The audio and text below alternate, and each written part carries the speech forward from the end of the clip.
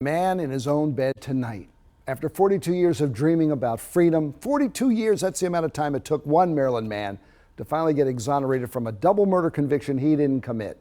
WMAR2 News' Janae Wright joins us now in the studio. She sat down with him to talk about this incredible 42-year life experience, how it's impacted him. Incredible would be the word I would definitely use, Jamie. Now, John Huffington, that's a name you may remember for being convicted of a double murder back in 1981, known as the Memorial Day murders. He was pardoned in January, and Wednesday he got an official apology and $2.9 million from the state of Maryland. Quite honestly, until you've had your freedom taken, you have no concept of what it's like to be free. John Huffington was convicted of murdering a woman and her boyfriend on Memorial Day in 1981. He never committed the murders, but he spent 32 years in prison, 10 of those on death row. You've sort of been sitting under the chimney for 42 years waiting for Santa Claus to come down, and okay, he showed up and gave you a cookie. What do you do now? But he's been willing to take his pain and turn it into purpose. Now, as a free man, John dedicates his time to pouring back into incarcerated people. John, would you please stand up? We're going through similar situations.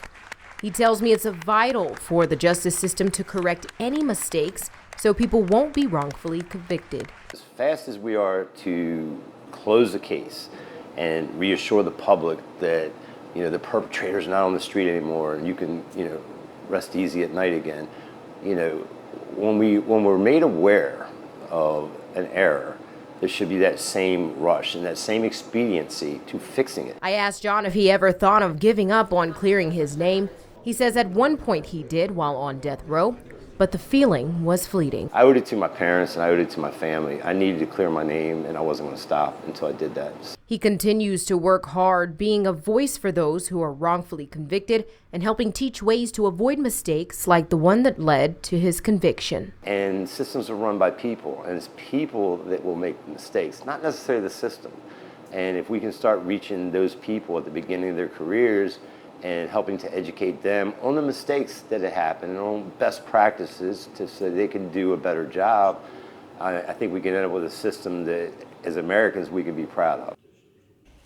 And John says, above all, he's grateful to his legal team and everyone who fought for his freedom and for his name to finally be cleared. And he hopes that people learn not to take their freedom for granted.